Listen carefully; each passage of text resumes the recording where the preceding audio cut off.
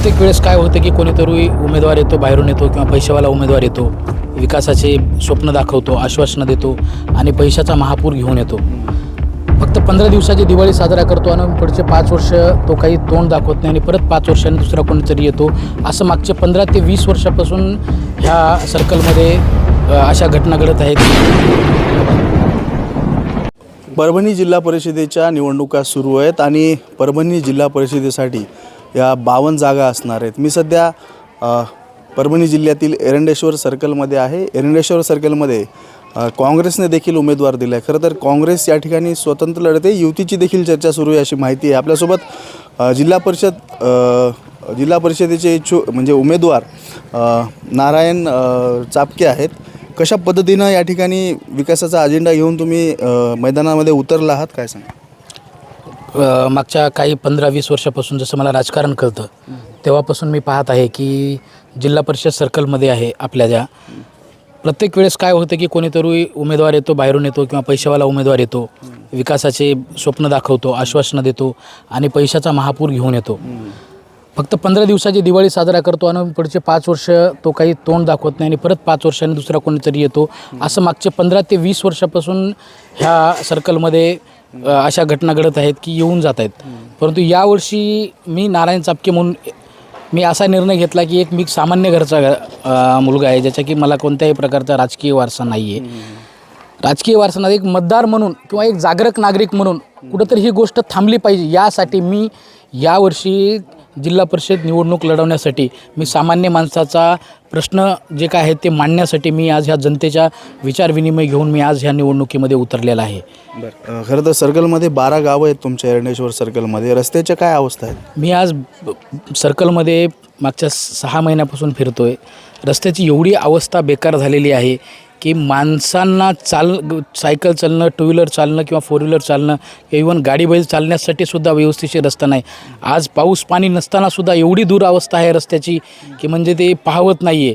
हा प्रश्न वर्षानुवर्ष मागच्या 20 ते 25 वर्षापासून उद्भवतो आहे. हा कुठंतरी बदलला पाहिजे. कारण हे राजकारणी पैशावाले येतात, 1 कोटी 2 कोटी वाटायलेत आणि पुढचे 10 कोटी काढून परत ते कसे 2-3 कोटी वाटायचे हा त्यांचा अजेंडा घेऊन येत आहेत. त्यामुळे इथले जे रस्त्याची परिस्थिती असेल, आरोग्याची परिस्थिती असेल, शाळाची परिस्थिती असेल किंवा सगळ्या ज्या काही इथं परिस्थिती वाईट परिस्थिती उद्भवलेली आहे ही कुठंतरी थांबवली पाहिजे. यासाठी आम्ही इथली जनता आहे एरंडेश्वर सर्कलमधली 100% बदल घडवेल. धनशक्ती विरुद्ध जनशक्ती यावेळेस बदल होईल नक्कीच. पाण्याचा काय प्रश्न आहे? 12 सर्कलमध्ये म्हणजे 12 गावच्या लोकांना स्वच्छ नळाचं पाणी मिळालं पाहिजे. जलजीवन मिशन योजनेच्या योजना वगैरे पोहोचल्यात का? फक्त कागदावरती योजना पोहोचलेल्या आहेत.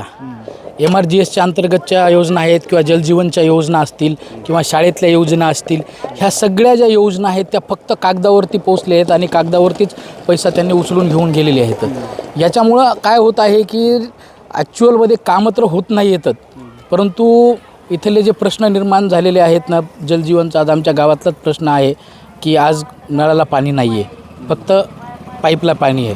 कुठंतरी घरापर्यंत पोहोचलं पाहिजे, ते पोहोचलं नाही आहे. हा कुठंतरी खूप मोठा प्रश्न आहे आणि हा मांडण्यासाठी मी नक्की प्रयत्न करेल. नाल्या देखील तुंबलेल्या दिसत आहेत. पावसाळ्यात काय समस्या असतात नाल्याच्या वगैरे? सर तेच म्हणतोय ना सर की हे पावसाळ्यातला प्रश्न तर एवढा गंभीर आहे. हा गंभीर प्रश्न का पडलेला आहे? कारण त्याचं एकच आहे की इथं फक्त पैशाचा प्रवाह आतापर्यंत चलत होता, परंतु यावेळेस जनता जिल्हा परिषद सर्कल एरंडेश्वरमधली हे धनशक्तीवाल्यांना दाखवून देईल की इथं फक्त काम करणाऱ्यालाच इथं संधी असणार आहे आणि पुढच्या 5 वर्षामध्ये आम्ही दाखवू की काम काय असतं. याच्यासाठी आम्ही ह्यावेळेस प्रयत्न करतो. सर्कलमधल्या विद्यार्थ्यांना चांगलं शिक्षण मिळावं, चांगल्या दर्जाचं शिक्षण मिळावं. जिल्हा परिषदच्या अवस्था काय शाळांच्या? आज जिल्हा परिषदची अवस्था अशी झालेली आहे सर की विद्यार्थ्यांना शाळेमध्ये मी शाळेमध्ये गेलेलो आहेत की टॉयलेट्स नाही आहेत, शाळेमध्ये बेंच नाहीत, शाळा पडलेल्या आहेत, पत्राच्या शाळा आहेत, त्यांचे पत्राला भोकाळं पडलेले आहेत. पावसाळ्यामध्ये एवढे सर मोठ्या प्रमाणात गंभीर परिस्थिती निर्माण होती की तिथं ना सर पाऊस पडल्यामुळं शाळा काही दिवस बंद ठेवाव्या लागतात अशा गावामध्ये. त्याच्यामुळंच बेसिक म्हणजे प्राथमिक शाळेचाच विद्यार्थी शिकत नसेल तर त्यांनी उच्च शिक्षण कसं घ्यावं हा खूप मोठा प्रश्न आहे सर. हा कुठेतरी थांबवण्यासाठी मला असं वाटतं की आपण शालेय प्रश्न जो आहे तो निर्माण झालेला आहे तो कुठेतरी चांगल्या प्रकारे कसं करता येईल त्यासाठी मी प्रयत्न करणार आहे. आता तुमच्या विरोधात भाजप देखील आहे, शिवसेना उद्धव बाळासाहेब ठाकरे गटाचे देखील उमेदवार आहेत, तुम्ही देखील रिंगणात आहेत. कसं बघता प्रतिस्पर्ध्यांना तुमच्या? मी प्रतिस्पर्ध्यांना हेच बघतो की त्यांची धनशक्ती आहे आणि आमची जनशक्ती आहे. कारण त्यांनी धनशक्ती घेऊन ते उतरलेत आणि मी जनशक्ती घेऊन आहेत. मी विकासाचा अजेंडा घेऊन उतरलेलो आहे आणि ते पैशाचा अजेंडा घेऊन उतरले आहेत.